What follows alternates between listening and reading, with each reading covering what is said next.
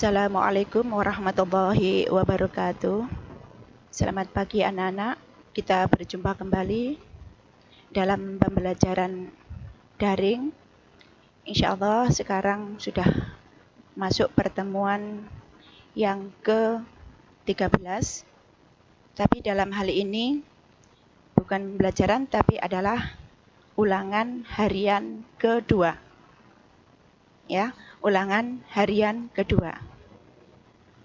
Sebelum kita bahas satu persatu di dalam ulangan harian ini, ada baiknya mari kita bersama-sama berdoa. Mudah-mudahan dengan diiringi doa pada pagi hari ini, insya Allah pembelajaran pada pagi hari ini berjalan lancar atas ridha Allah Subhanahu wa Ta'ala, dan kalian bisa menyerap ilmu dari beberapa pertanyaan yang kalian hadapi nanti. A'udzubillahi minasyaitonirrajim. Bismillahirrahmanirrahim. Raditu billahi rabba wa bil islami dina wa bi Muhammadin nabiyya wa rasula. Rabbi zidni ilma wa razuqni fahma. Rabbi syurah li sadri wa yassir li amri wahlul 'uqdatam min lisani yafqahu qawli. Amin. Anak-anak, ini ada beberapa pertanyaan yang wajib kalian jawab, tapi dengan cara menjawabnya itu di lembaran, ya, di lembaran, dan kalian tinggal menjawab di lembaran tersebut dengan menulis hurufnya saja yang dianggap atau yang dianggap kalian benar, ya, yang dianggap benar. Setelah ditulis di lembaran tersebut dengan hurufnya saja yang kalian anggap benar, kemudian diupload di link yang sudah kalian punya masing-masing. Ingat, ini sifatnya wajib, ya, supaya dalam penilaian nanti bisa ada wujudnya. Jadi tidak hanya sekedar kalian absen saja, tapi juga harus memenuhi semua tugas yang diberikan, termasuk tugas yang lainnya, kemudian ulangan harian. Ya. Ini adalah merupakan ulangan harian terakhir di semester ganjil. Insya Allah minggu depan itu adalah pertemuan terakhir. Kemudian dilanjut pada minggu depannya lagi itu sudah masuk ulangan semester atau ujian semester ganjil. Makanya kami mohon benar supaya semua tugas-tugasnya ini harus diselesaikan, utamanya pada ulangan harian ini. Jadi kalian jangan lantas beralasan mungkin tidak ada kuota, tidak ada dan sebagainya. Sudah tidak zamannya lagi kalian untuk bersambat ria seperti itu. Ya, tolong untuk benar-benar ini diperhatikan dan dijalankan demi kebaikan bersama. Ya. Bismillahirrahmanirrahim. Diperhatikan ya anak-anak, ya. Di situ ada perintah. Ini jumlahnya 25 soal, ya.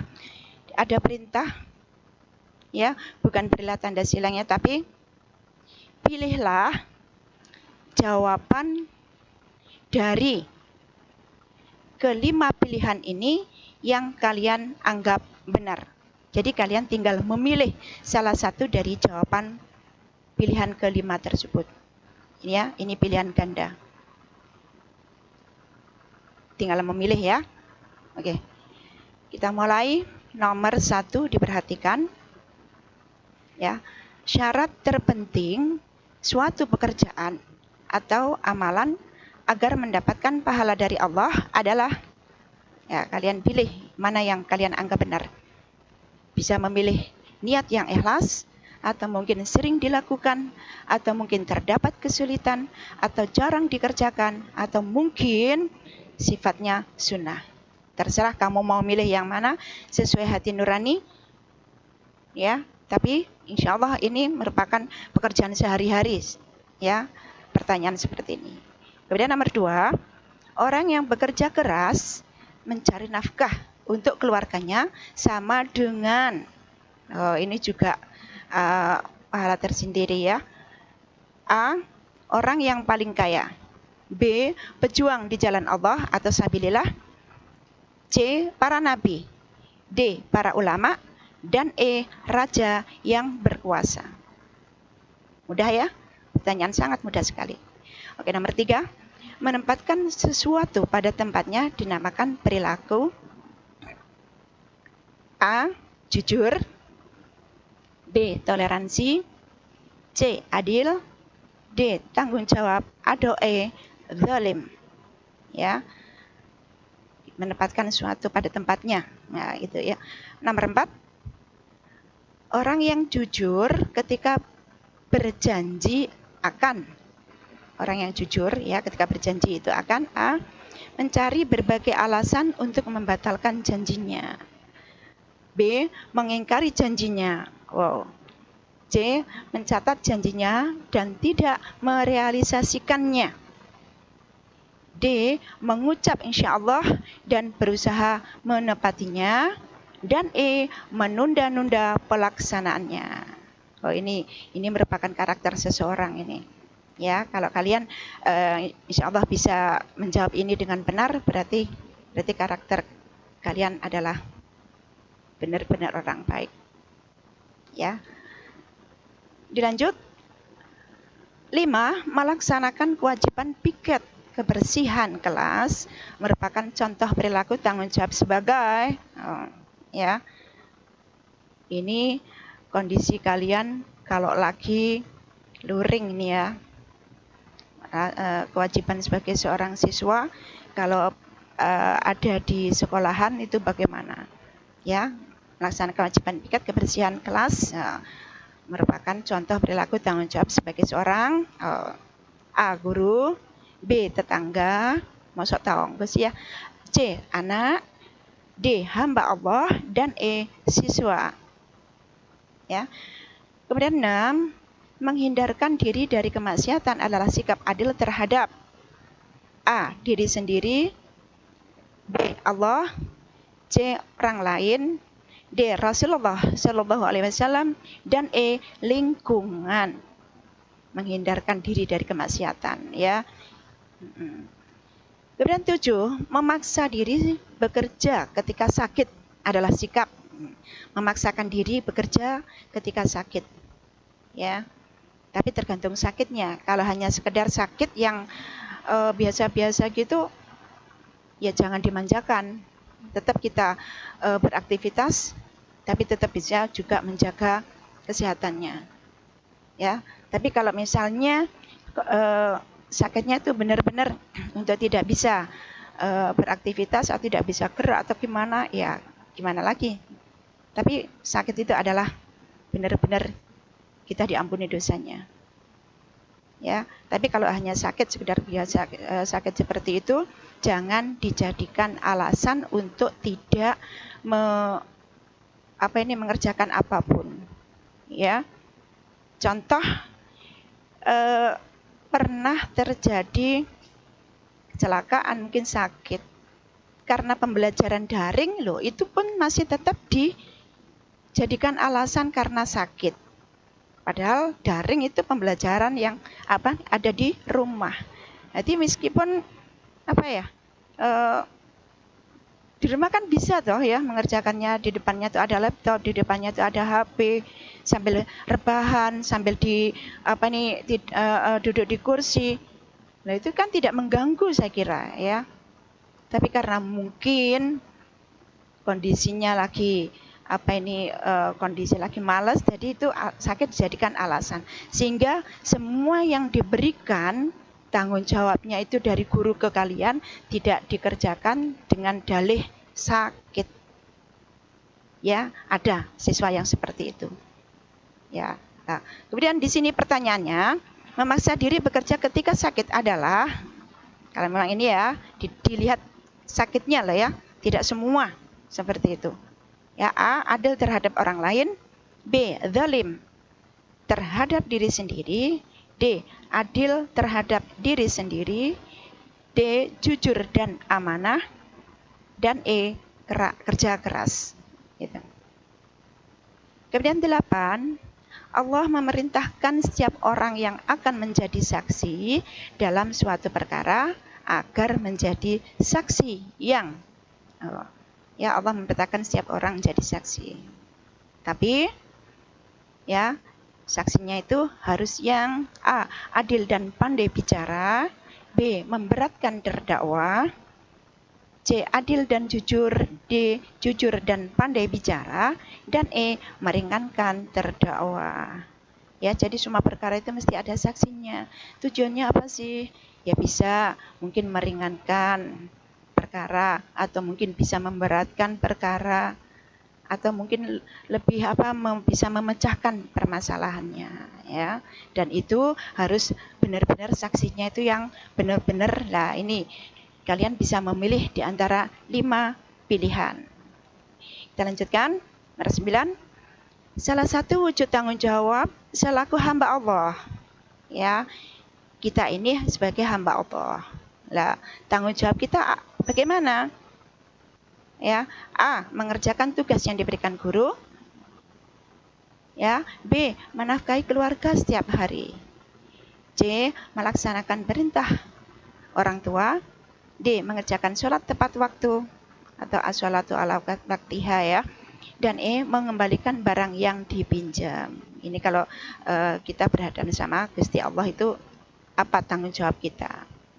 Nomor 10, menghargai pendapat orang lain adalah cerminan dari sifat, ya, menghargai pendapat orang lain adalah cerminan dari sifat A, jujur. B, amanah. Amanah itu dapat dipercaya. C, suudzon. Suudzon itu berprasangka buruk. D, husnudzon. Ya, husnudzon itu berprasangka baik. Dan E, tasamuh. Tasamuh itu apa? Toleransi. Ya. Jadi yang tepat dari jawaban dari pertanyaan tersebut adalah silakan untuk dipilih 5 jawaban tersebut salah satunya, ya. Coba dipilih. Kemudian nomor 11. Berikut ini yang merupakan syarat seorang saksi dalam pernikahan.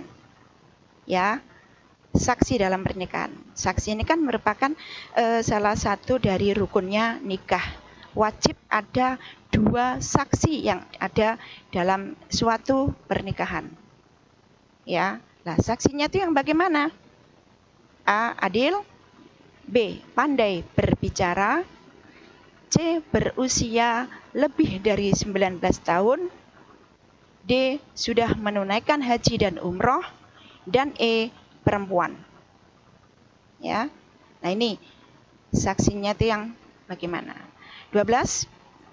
Hukum menikahi adik dari istri adalah, ya, hukum menikahi adik dari istri dulu sudah pernah dijelaskan di awal, ya, sama Bu Lili di pertemuan pertama di bab 5 tentang munakahat atau pernikahan sudah dijelaskan bagaimana kalau ada laki-laki menikahi 2 saudara sekaligus, dulu sudah pernah dijelaskan. Nah, itu dihukumi apa dari laki-laki tersebut atau dari pernikahan tersebut itu. Ya, hukum menikahi adik dari istri adalah A, mubah. B, haram. C, sunnah muakkadah. D, sunnah ghairu muakkadah. Dan E, wajib. Ya, wajib. Kemudian nomor 13. Bagi orang dewasa yang merasa belum mampu menikah. Nah, nih dari salah satu hukum menikah nih, ya. Dalam Islam dianjurkan untuk memperbanyak. Ya. Jadi orang dewasa yang merasa dia itu belum mampu untuk menikah. Lah itu sebaiknya harus bagaimana? Ya, bisa kamu pilih di sini. A, sholat malam kah? Atau B, zakat? Mungkin C, puasa kah? atau D. sedekah, atau mungkin umroh. Ya, mana yang lebih tepat? Mana yang lebih tepat itu? Oke, 14 kewajiban seorang suami dalam ikatan pernikahan atau perkawinan adalah kewajiban seorang suami. Ya, A. Taat dan patuh pada pasangan dalam batasan agama. B. Menjaga kehormatan diri sendiri. C. Mensyukuri pemberian pasangan. D. Memenuhi nafkah keluarga sesuai dengan kemampuannya. Dan E. Mengatur urusan rumah tangga. Jadi dipilih salah satu dari kewajiban seorang suami itu bagaimana di dalam ikatan pernikahan. Ya, 15. Ini perhatikan. Ya, perhatikan benar soal-soal ini ya, soal yang ada di nomor 15. Jangan sampai kejebak dengan dari soal tersebut. Ini sudah dijelaskan dulu ya. Oke. Yogi adalah putra Bu Astuti. Ya, perhatikan ya. Sewaktu bayi dahulu Yogi pernah disusui oleh Bu Ninda. Bu Astuti sedang menjalani pada saat itu ya, Bu Astuti sedang menjalani operasi di rumah sakit. Nah, saat ini Yogi itu sudah berusia 25 tahun dan bermaksud untuk menafkahi Fatma putri kandung Bu Ninda yang sudah berusia 23 tahun. Nah misalnya kedua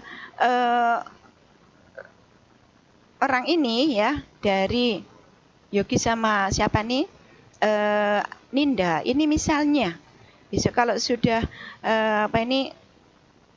di usia yang lebih lagi, barangkali ada niatan untuk menikah.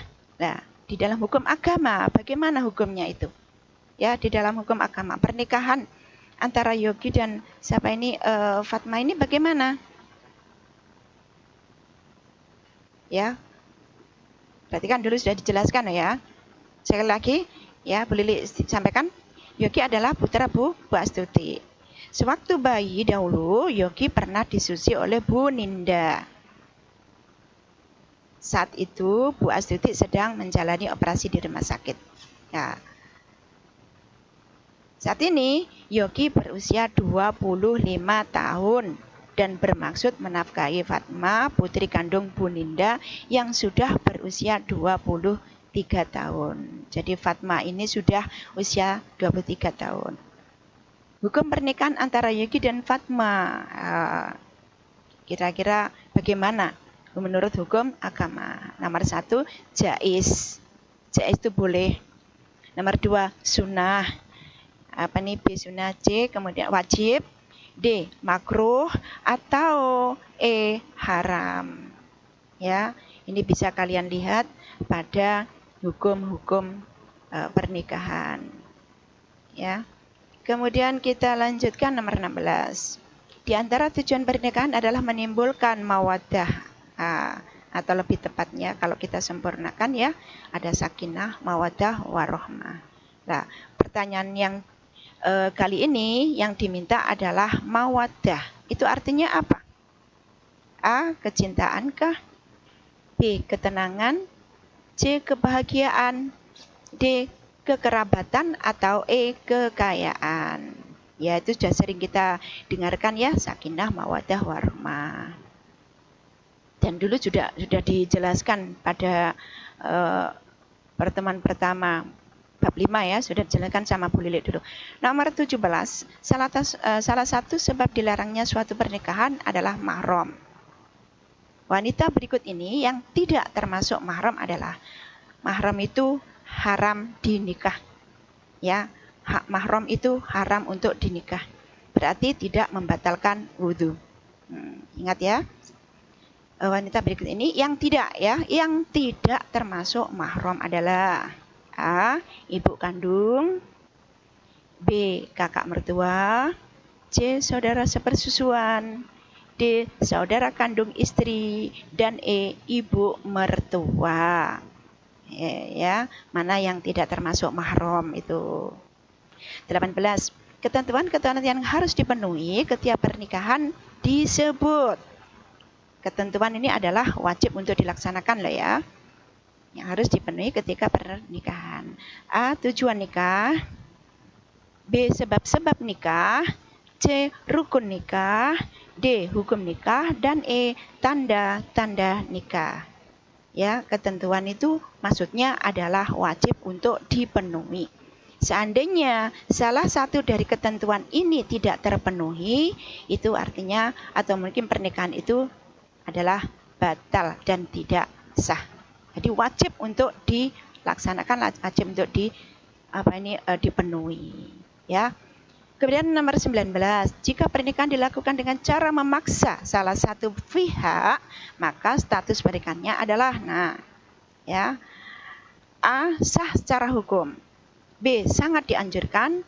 C. Diperbolehkan. D. Tidak sah. Dan E. Tidak batal. Ya, tidak batal. Silakan untuk dipilih. 20. Nikah yang bertujuan ingin menyakiti perempuan, ya, menyakiti perempuan yang akan dinikahi itu karena dendam keluarga, hukumnya, ya, ini masuk pada hukum nikah, ya. Hukum nikah pada dasarnya kan boleh, ya, pada dasarnya boleh. Tapi kenapa harus dikatakan ada jaiz, sunnah, wajib, makruh kemudian haram? Itu tergantung dari niat awal seseorang itu mau menikahi perempuan tersebut, ya. Jadi tergantung kepada niat awal. Kalau niatnya baik karena ibadah itu hukumnya wajib, tapi kalau yang bagaimana, terserah kalian bagaimana menyikapinya ini, ya. Jadi nikah yang bertujuan ingin menyakiti perempuan yang dinikahinya karena dendam keluarga, hukumnya A. Jaiz, B. Sunnah, C. Wajib, D. Makruh, dan E. Haram, ya. Silakan untuk dipilih. Kemudian nomor 21, tujuan pernikahan sering diungkapkan dengan istilah sakinah, mawaddah, dan rahmah. Dan rahmah itu warahmah, ya. Maksud sakinah adalah tadi sudah mawaddah, sekarang sakinah. Apa sih arti dari sakinah itu? Ya. A. Ketenangan hidup. B. Persaudaraan. C. Kasih sayang. D. Kekeluargaan. Dan E. Cinta kasih. Ya. Mana yang lebih tepat dari istilah sakinah? Kemudian 22, Rasulullah SAW bersabda, barang siapa menolak pernikahan karena membencinya, maka dia maka dia A. merupakan orang yang paling benar. B. bukan merupakan golongan beliau. Beliau yang dimaksud adalah Rasulullah, ya. Kemudian C. akan dimasukkan ke dalam neraka. D. tidak akan mendapat ampunan. Dan E. akan menerima siksaan di alam kubur. Mana yang lebih tepat? Karena tidak menolak, ya, karena menolak pernikahan. Kemudian nomor 23, menikah dapat menghindarkan diri seseorang itu dari A. pertengkaran, B. perjudian, C. perzinaan, D. perdamaian, dan E. kerusakan akidah. Ya, akidah itu keyakinan, keimanan. Ya, silakan untuk dipilih mana yang lebih tepat. Dilanjut. 24, orang yang mengucapkan kalimat ijab, ya. Kalimat ijab dalam nikah adalah siapa yang mengucapkan ijab? Ada kan yang ijab qabul lah, yang saat ini kali ini yang diminta adalah yang mengucap ijab itu siapa? Ya, ijab dalam nikah lah, ya. A. calon suami, B. calon istri, C. 2 saksi, D. wali nikah, dan E. 1 saksi. Ya, yang mengucap ijab pada saat prosesi pernikahan itu siapa? Ya. 25, sahnya pernikahan di Indonesia diatur dalam Undang-Undang Nomor 1 Tahun 1974. Pasal 2 ayat 1. Yaitu perkawinan itu sah apabila dilakukan menurut A. kepercayaan masing-masing, B. Hukum masing-masing dan kepercayaannya. C. Adat kebiasaan masing-masing. D. Adat dan kebiasaannya masing-masing. Dan E. Hukum masing-masing agama. Mana yang lebih tepat sesuai dengan Undang-Undang nomor 1 ya tahun 1974, utamanya pada pasal 2 ayat 1. Bisa kalian cari, dan dulu sudah dibahas sama Bu Alal ya, itu pertemuan yang kedua bab nikah ya, bisa kamu pelajari ya. Soal 25 ini ya, itu bisa kalian kerjakan jawabannya saja di lembaran, kemudian diupload di link ya, jangan dijapri ke gurunya. Jangan melalui WA atau lewat japri ke gurunya, tapi langsung masuk linknya ya. Demikian anak-anak yang pertemuan pada pagi hari ini. Benar, ini tolong ya, benar-benar untuk dikerjakan. Ini juga penentu supaya kalian di semester 1 nanti, semester ganjil atau semester 5, rapot tidak ada yang kosong, tidak ada yang nilai D ya, tolong untuk diperhatikan benar-benar ini. Demikian anak-anak, mohon maaf apabila ada salah kata. Ihdinas syiratal mustaqim wallahul muwaffiq ila aqwamit thoriq. Assalamualaikum warahmatullahi wabarakatuh.